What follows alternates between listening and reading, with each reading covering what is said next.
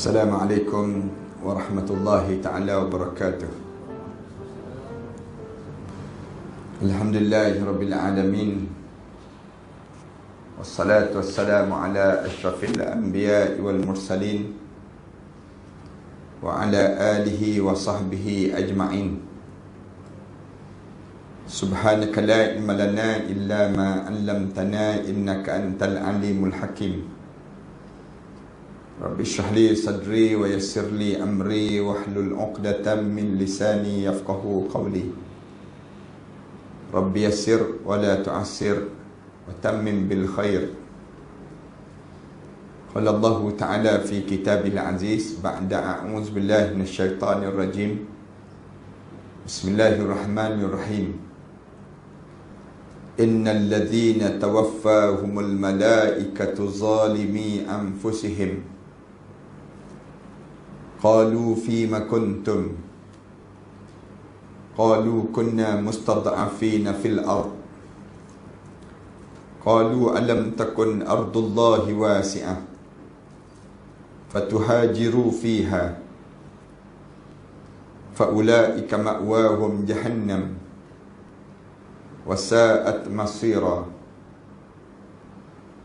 Dan orang-orang yang dimatikan oleh malaikat Allah, di saat mana dia dimatikan oleh malaikat Allah itu, dia sedang melakukan kezaliman pada dirinya sendiri.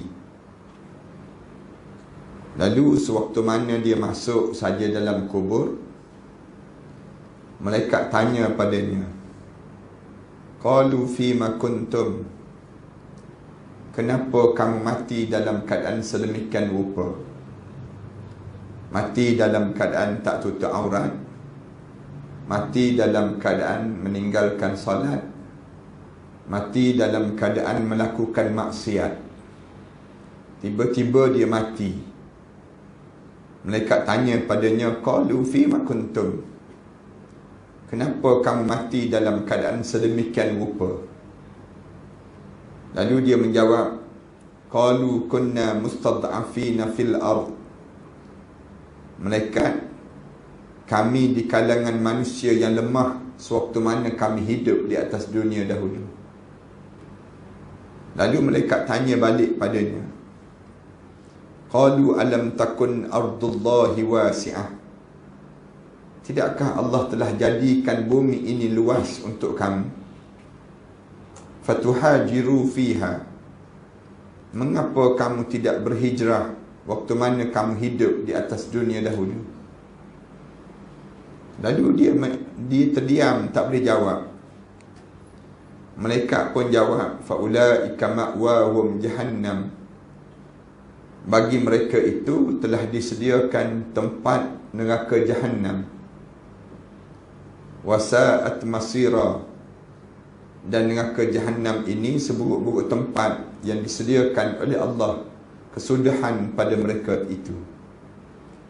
Surah An-Nisa ayat yang ke-97. Yang dihormati Ustaz Pengerusi Majlis,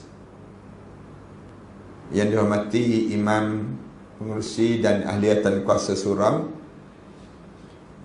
ibu-ibu dan ayah-ayah muslimin dan muslimat sekalian, pertamanya marilah sama-sama kita mengaturkan rasa syukur yang tak terhingga kepada Allah di atas nikmat panjangnya umur kita ini, sehingga kan kita diberi peluang oleh Allah untuk masuk dalam tahun baru kalender Islam, tahun baru 1445 Hijri. Kira-kiranya jarak kita dengan Rasulullah sejarak itu jugalah, lebih kurang 1500 tahun masa kita dengan Rasulullah sallallahu alaihi wasallam. Tapi walaupun masa kita semakin jauh dengan Rasulullah itu, tetapi kita diajar supaya kita sentiasa bersiap untuk datang dekat dengan Rasulullah. Kerana orang mukmin ini orang yang dia bukannya semakin lama kita hidup, semakin panjanglah masa kita di dunia. Tetapi kita kena faham, semakin lamanya kita hidup, semakin dekatlah masa kita untuk menghadap depan Allah. Itu kaedah yang mesti sentiasa letak dalam jadual hidup kita. Maknanya, kita diajar supaya kita faham, kita tidak berakhir dengan hidup dunia. Tetapi Allah jadikan perjalanan hidup kita ini, lepas pada kita habis hidup di dunia, kita akan hidup lagi di alam yang ketiga. Alam ketiga dipanggil alam barzah. Alam yang sekejap lagi kita akan sampai. Masa siapa dahulu, siapa kemudian itu, di kalangan kitanya akan sampai. Siapa yang di kalangan kita ni sedang beratur untuk menunggu saat dipanggil menghadap di hadapan Allah. Lepas pada kita hidup di alam barzah, kita akan hidup lagi di alam yang ketiga, alam keempat. Alam keempat dipanggil alam mahsyar. Alam yang dibangkitkan balik kita dan dihidupkan kembali. Bila kita bangun di alam mahsyar, kita akan sibuk tanya, man ba'athana min marqadina. Siapa yang membangkitkan kita daripada tempat tidur kita semalam? Elok kita dalam kubur, kita hidup balik. Lalu kita dengar satu jawapan, hadza ma wa'adar rahman. Inilah yang dijanjikan oleh Allah yang bersifat ar-Rahman. Wa sadaqal mursalun. Dan benarlah apa yang disebut oleh rasul-rasul dahulu. Cerita malam ni salah satu di antara cerita yang kita akan ingat balik. Terbangun di padang mahsyar nanti, kita akan ingat balik. Aku pernah dengar ceramah cerita tentang akan hidup balik di padang mahsyar. Lepas pada kita hidup di padang mahsyar, berakhirkah perjalanan hidup? Belum lagi. Belum lagi kitanya. Kita kena hidup lagi di alam yang kelima. Alam kelima dipanggil alam sa'idun atau saqiyun. Alam bahagia ataupun alam celaka. Alam syurga ataupun alam neraka. Bila sebut saja tentang alam yang kelima, lalu Allah ajar terus supaya kita tanam dalam jiwa kita perasaan yang kita yakin terhadap alam yang kelima ini. Itu apa dia? Allah sebut khalidina fiha abada. Kekallah kamu dalam syurga sampai bila-bila. Bila sebut saja tentang neraka, sama juga. Allah ajar supaya kita yakin sungguh. Khalidina fiha abada. Kekal juga dalam neraka sampai bila-bila. Ada lagi ke alam lepas pada sebut? Tak ada dah. Tak ada dah alam yang perlu kita lalui lepas pada itu. Lalu setiap kali mana kita solat, mulut kita sentiasa diingatkan tentang hari yang disebut dengan Maliki Yaum. Setiap kali mana kita solat, mulut kita ni akan sebut Maliki Yaumiddin. Kerajaan ataupun raja yang berkuasa pada hari agama. Hari agama ni hari apa? Hari pembalasan.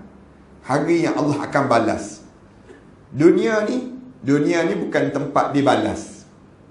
Yaumul amal. Hari yang kita diminta supaya kita beramal. Manakala akhirat, yaumul jaza. Hari untuk dibalas. Hari yang dibalas ni mesti diimani dan diyakini. Para hadirin sekalian, beriman ni bukan hanya pada mulut saja, tidak. Kita kena ingat, iman ni bukan hanya dengan perbuatan kita begitu saja, tidak. Tapi iman ni Rasulullah sebut laisal iman bitamanni. Iman ni bukan berangan-angan, tak. Walakin ma waqara fi qalb wa saddaqahu bil amal. Iman ini apa yang kamu ikrarkan dalam hati kamu dan kamu sebut pada lafaz lidah kamu dan kamu tunjuk dengan perbuatan kamu. Itu dipanggil iman. Keyakinan. Dia beza dengan percaya. Sebab ramai orang yang percaya, tapi tak ramai orang yang beriman. Ada orang kita dia percaya ada hari akhirat, tapi dia tak beriman, tak berkeyakinan. Ulama-ulama dia suruh kita beza di antara percaya dengan beriman. Beriman maksudnya kita berkeyakinan yang kita ni akan masuk dalam kubur. Hidup ke tak hidup, lepas pada dalam kubur, hidup. Hidup dalam kubur ni hidup. Lepas pada hidup di alam kubur, diajar supaya beriman dengan bangunnya dibangkitkan di padang mahsyar.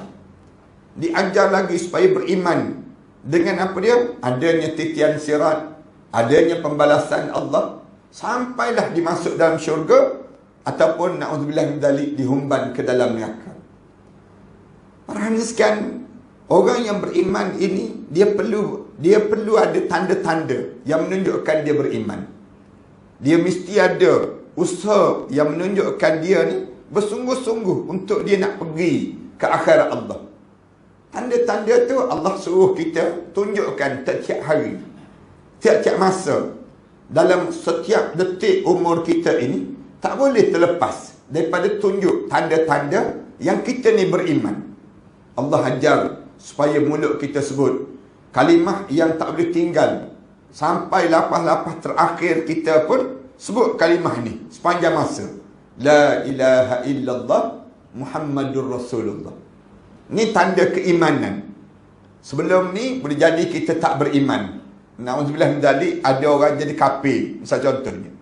Tapi bila dia sebut la ilaha illallah ataupun dia sebut asyhadu an la ilaha illallah wa asyhadu anna Muhammadar Rasulullah, tanda dia mula beriman kepada Allah. Tanda lagi dia beriman ditunjuk dengan perbuatan dia. Bukan mulut dia, bahkan perbuatan dia. Solat dia tunjuk. Ditunjuk dengan amalan dia, sedekah dia, zakat dia, haji dia, ditunjuk semua. Tapi ada orang yang hidup dia, mulut dia sebut, ya, saya percaya dengan Islam. Tapi dia tak beriman dengan hari akhirat. Tak yakin dengan akan berlakunya hari kematian. Dia nampak, ya, saya percaya dia mati. Tapi dia tak beriman dengan hidupnya lepas pada kematian. Yang menyebabkan dia lebih berkeyakinan dengan dunia. Ini yang menyebabkan ramai orang kita terperangkap dengan dunia ini. Ramai di kalangan kita dengan azan. Orang yang beriman, dia mengletar tubuh badan dia. Dia akan berkejaran datang. Kenapa? Aku ada iman. Aku yakin lepas pada ni aku akan mati. Bila mati masuk dalam kubur, aku tak bawa harta benda yang ada atas dunia. Ni kenapa? Kerana keimanan yang ada pada seorang. Tapi ada orang dengar azan, bagi diri dia, ni fenomena alam. Dia sebut demikian. Dia sebut ni boleh jadi, ni biasa je. Masuk je waktu maghrib dengan azan. Masuk waktu isyak dengan azan. Pada diri dia, harian dia begitu je. Tak berubah dalam hidup dia. Ni bahaya. Dia sedang terperangkap dengan yang disebut dengan dunia. Dia terlupa terhadap kehidupan dia yang dia nak hidup di akhirat. Ramai orang kita kena yang ni. Saya mulakan cerita malam ni, nak sebutnya ramai di kalangan kita ni, kita tak sedar hidup kita ni terbuai sangat dengan dunia. Tak sedar umur kita. Sekarang ni kan, ada di kalangan kita, kita tanya dia, pakcik, umur pakcik, makcik berapa tahun sekarang? Ada yang dijawab, baru 64 tahun ustaz dia sebut. Baru 64 tahun. Kita jawab, pakcik, makcik, sebenarnya bukan 64 tahun. Pakcik, makcik dah usia 67 tahun. 67 tahun. Kenapa kita tak sedar? Terlampau leka sangat dengan dunia. Bila terlampau leka dengan dunia, tak sedar umur kita. Ya, 67 tahun. Ya, mengikut kalender Islam, kita dah 67 tahun. Bukan umur 64 tahun lagi. Ada anak-anak muda, kalau kita tanya pada dia, berapa umur kamu sekarang? Dia jawab, baru 32 tahun. Sebenarnya bukan 32 tahun. Bahkan umur kamu dah 33 tahun setengah dalam hidup kamu. Tapi oleh kerana kita ni terlampau sibuk dengan dunia, kita pun berkelahi berebut dengan dunia ni. Ni, saya dua ni sibuk pula. siapa jadi calon, siapa tak jadi calon. Siapa boleh menang, siapa tak boleh menang. Sibuk dalam hidup kita kan. Sibuk dalam hidup, fikir tiap-tiap hari, yang ni je kitaran hidup kita. Tak pernah kita fikir macam mana nak hidup dalam kubur. Ada tak ayah-ayah, ibu-ibu yang datang malam ni duduk termenung sorang-sorang, nitik air mata dia. Orang tanya, kenapa menitik air mata? Saya sedang fikir makanan apa yang saya akan makan malam tamu saya dalam kubur. Pernah tak dalam hidup kita ni kita terfikir macam mana nak buat? Sebagaimana yang Rasulullah cerita banyak kali dalam hadis Rasulullah, bila masuk dalam kubur kamu akan jumpa ular. Ular tu sebesar tengkuk unta. Rasulullah sebut warna hitam. Kat depan mulut dia tu pula keluar api yang menyala-nyala dekat mulut dia. Kita sedang fikir macam mana kita nak buat. Kalau dalam kubur tiba-tiba ular yang sebesar tengkuk unta itu keluar. Baru seminggu je kita dalam kubur, tiba-tiba keluar membeli kaki kita, mula mematahkan tulang-tulang kita. Bunyi tu krak tulang yang mula patah. Kemudian lepas pada sebut, kita macam mana kita nak buat agar ular ni hilang daripada tempat kubur kita. Kubur kita ni macam mana nak buat kubur kita ni biar berubah menjadi warna hijau yang cantik, kemudian menjadi taman pada taman-taman syurga yang Rasulullah sebut. Kubur ni di antara taman pada taman-taman syurga, ataupun kawah pada kawah-kawah neraka. Ada tak ayah-ayah, ibu-ibu duduk termenung seorang-seorang, dah setahun dah dalam kubur, sesi soal jawab tak lepas lagi, tapi masih lagi ditanya semenjak hari pertama turun dalam kubur, tak berhenti lagi malaikat sedang soal tanyaan ini. Tanyaan daripada hari pertama, dah setahun dah dalam kubur, dah setahun dah, kita tak selesai lagi. Macam mana nak buat agar selesai sesi pertanyaan malaikat muka dan nakir ini? Sekejap je kita dalam kubur. Pernah tak kita berfikir bangun daripada kubur, waktu mana melayang suratan amalan manusia, nama seorang dipanggil oleh Rasulullah. Nama kita ni, kita tunggu tak dengar lagi nama kita dipanggil oleh Rasulullah. Nak minum di telaga Kausar Rasulullah. Macam mana kita nak buat agar nama kita juga akan dipanggil oleh Rasulullah waktu mana kita sampai di padang mahsyar Allah? Ada tak dalam hidup kita ni termenung macam mana nak lintas titian sirat? Macam mana nak lepas daripada titian sirat? Duduk sebelah dengan Nabi Muhammad sallallahu alaihi wasallam, kucuk tangan Rasulullah, cium dahi Rasulullah, peluk tubuh badan Rasulullah, letak kepala kita di atas ribaan Rasulullah, sambil kita boleh melihat wajah Allah dalam syurga nanti. Ada tak kita fikir demikian sepanjang kita hidup ini? Ke kita fikir apa dalam hidup kita? Tiap-tiap hari kita celik je mata, mesti kita fikir nak makan apa hari ni. Celik je mata, orang kita fikir nak ke mana hari ni. Yang jahat lagi fikir nak makan siapa hari ni di kalangan kita.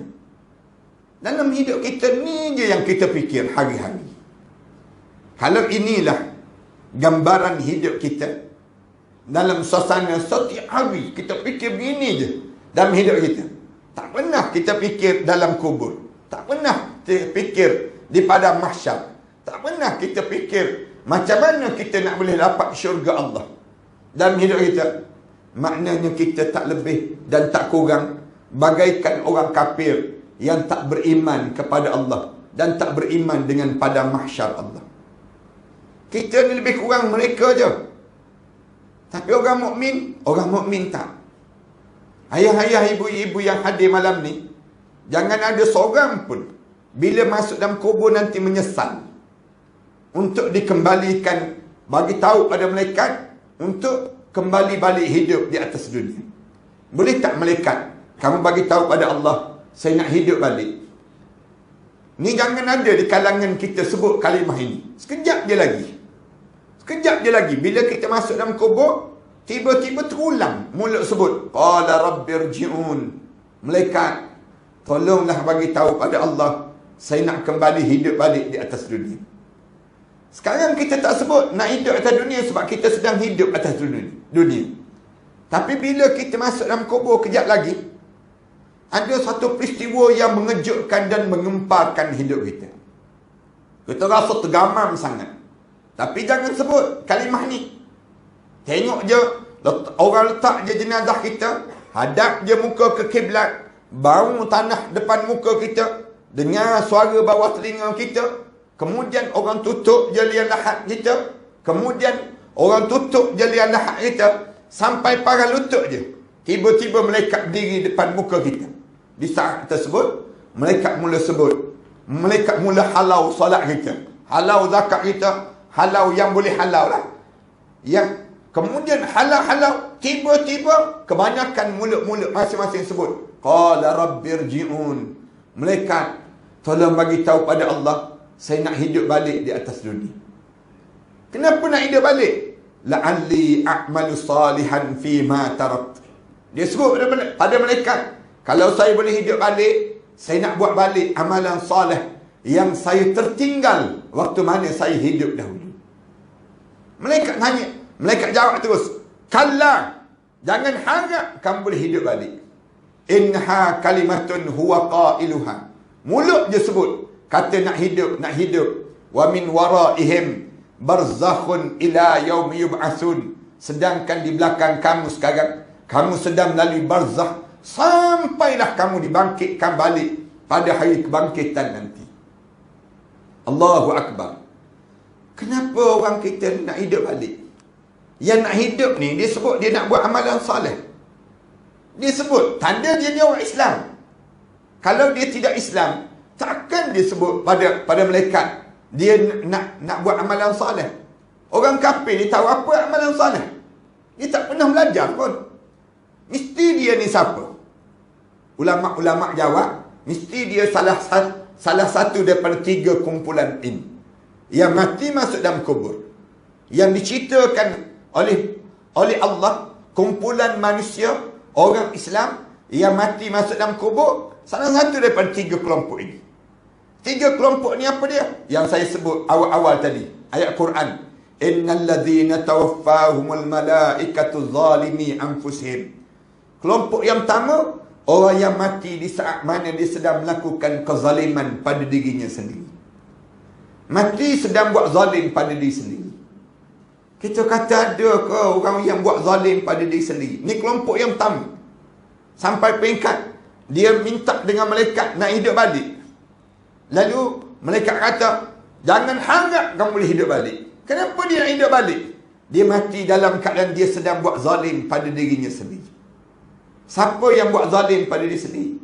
Kita kata mana mungkin ada orang yang buat zalim pada diri sendiri? Ulama-ulama jawab, ramai di kalangan kita yang mati dalam keadaan buat zalim pada diri sendiri. Siapa yang buat zalim pada diri sendiri? Saya buat contoh beberapa orang. Orang yang dia dengar azan, tapi dia tak datang semayang berjemaah. Satu hari dia mati. Orang sekitar ni, dia dengar azan ini. Tiba-tiba dia tak datang semayang berjemaah. Waktu mana satu hari dia mati?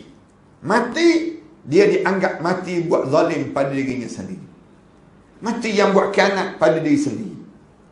Padahal dia boleh datang pun, kenderaan ada, kaki dia pun tak sakit, sedangkan dia biarkan orang azan. Dia boleh sebut, padan muka tu imam, aku tak datang. Dia sebut demikian. Padahal dia kena sebut, padan mukaku, kerana aku tak datang. Patutnya demikian. Tiba-tiba dia mati dalam keadaan dia buat zalim pada dirinya sendiri.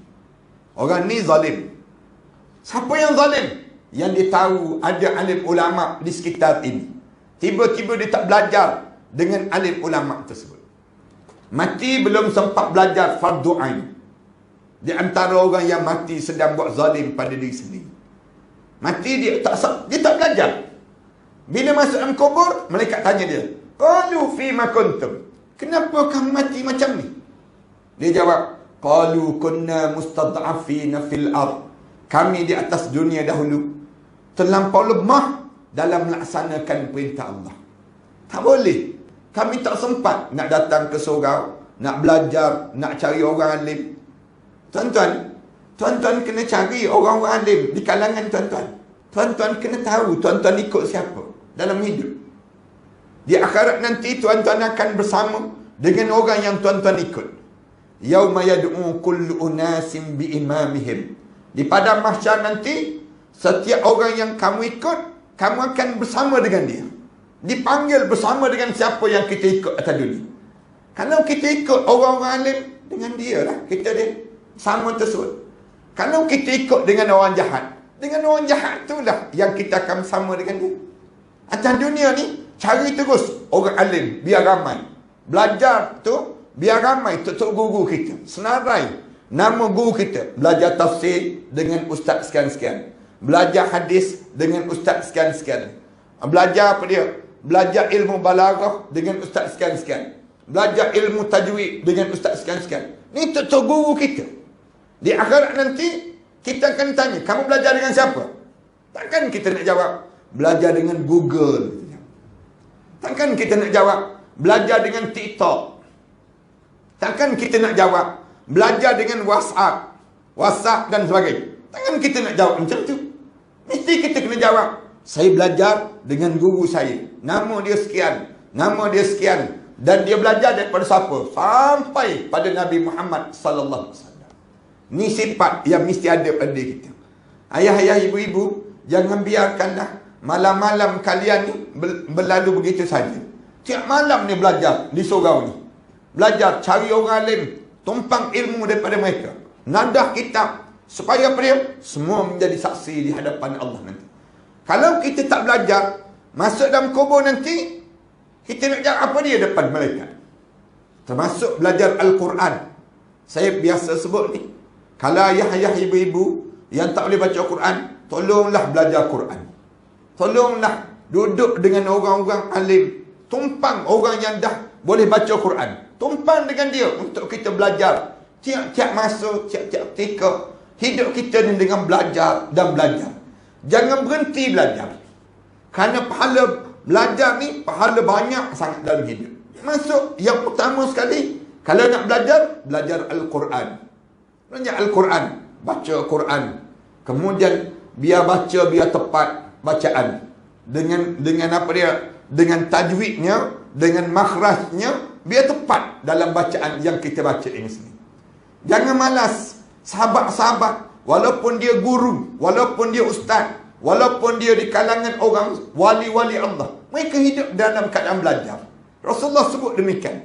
Kun aliman, au muta'alliman, au sami'an, wala taqur rabi'an, fatullik. Rasulullah ajar demikian. Jadilah kamu ni orang alim, ataupun orang yang mengajar, ataupun orang yang belajar, ataupun orang yang mendengar. Rasulullah pesan, wala taqur rabi'an.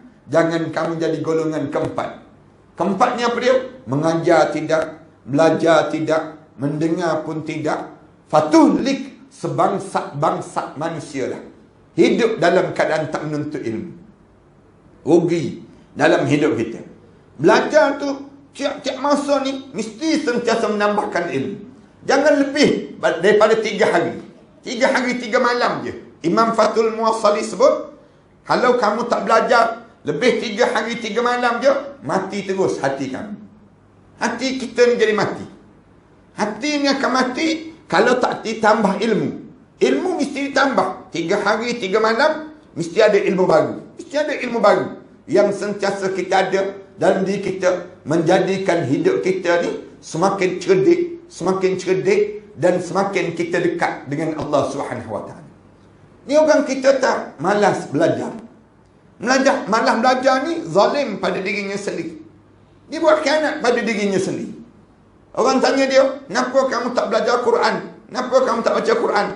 Saya tak boleh. Saya ni benar, dia jawab. Saya benar. Orang tanya dia, kenapa kamu benar? Saya kecil-kecil dulu makan semut banyak sangat. Bukan semut je, dengan kenga-kenga pun saya makan. Ni jenis malasnya dia belajar. Jangan beralasan demikian.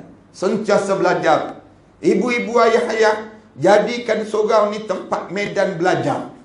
Rugi kita kalau kita tak jadikan tempat ni medan kita belajar. Belajar bukan di sekolah je. Ni di rumah-rumah Allah. Sampai peringkat Allah larang siapa yang mencegah orang daripada mengajar di rumah Allah. Wa man azlamu mimman mana'a masajidallah.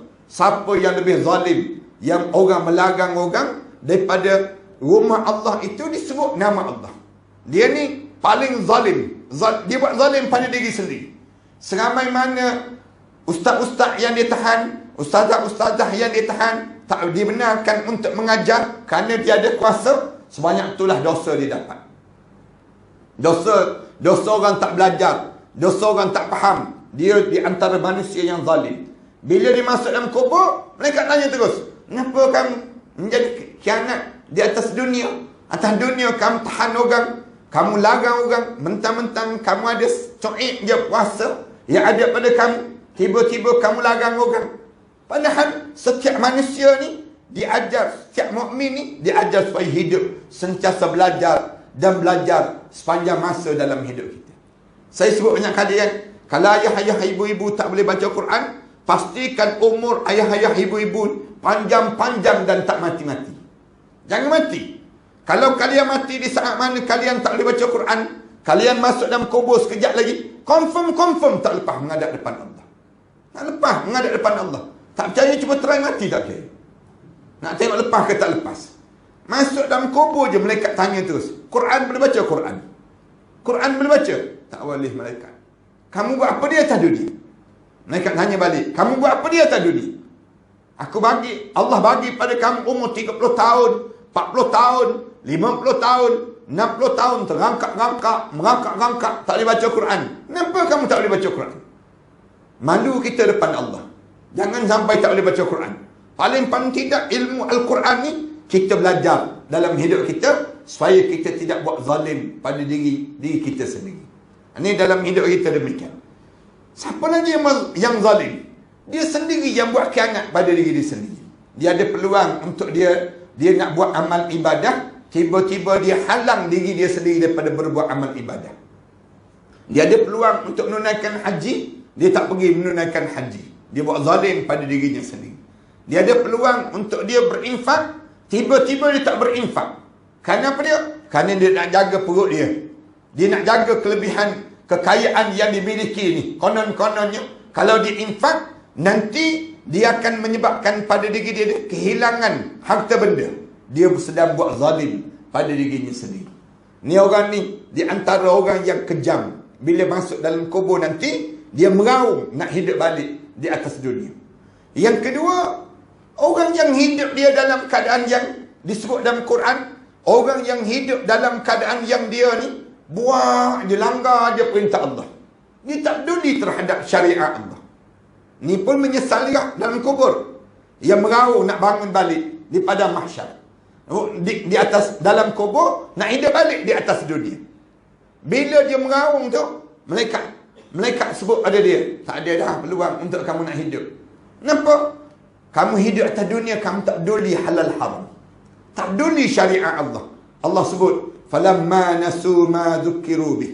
Ketika mana kamu lupa segala peringatan Allah. Fatahna alaihim abwaaba kulli syai'. Kami buka segala pintu maksiat yang kamu nak buat dalam hidup kamu. Ada kan orang yang hidup dia ni, dia tak peduli langsung halal haram. Tak semayang, tak puasa. Tapi kalau kita tanya pada dia, kamu Islam ke kafir? Islam. Kamu jangan sebut kafir-kafir ni yang sebut. Marah dia. Habis tu, kenapa kamu tak semayang? Kenapa kamu tak tutup aurat? Dia kata, peduli apa engkau dengan aku? Dosa aku, dosa engkau, dosa kau. Dia sebut demikian. Ni ada orang demikian. Yang peliknya, dia lawan betul-betul, dia lawan perintah Allah. Dia minum arak, tapi tak ada mabuk-mabuk. Kemudian dia berzina, tak kena penyakit AIDS dalam hidup dia. Dia apa dia? Hidup dia ni, dia tak keluar zakat, tapi kaya raya dalam hidup dia. Kita pula pelik, kenapa dia ni? Kita ni puas baca surah Al-Waqi'ah, nak suruh jadi kaya. tak kaya-kaya. Puas mandi bunga, tak jumpa-jumpa bunga. Yang dia ni hidup dia buat maksiat, kemudian langgar perintah Allah, kita tegur. Dia buat tak peduli. Ni kata, kita tegur lagi. Dia akan sebab apa dia? Kubu aku, kubu engkau. Peduli apa engkau dengan aku? Berani kumpulan yang kedua. Allah sebut, fatahna alaihim abwaba kulla syai'. Kami buka segala pintu maksiat yang kamu ingin lakukan. Sampai bila? Hatta iza farihu bima utu. Sehingga kamu sungguh-sungguh dengan maksiat yang kamu lakukan itu. Yang kamu tengah gembira sungguh. Orang buat semayang hajat ke apa ke tak peduli dalam hidup dia.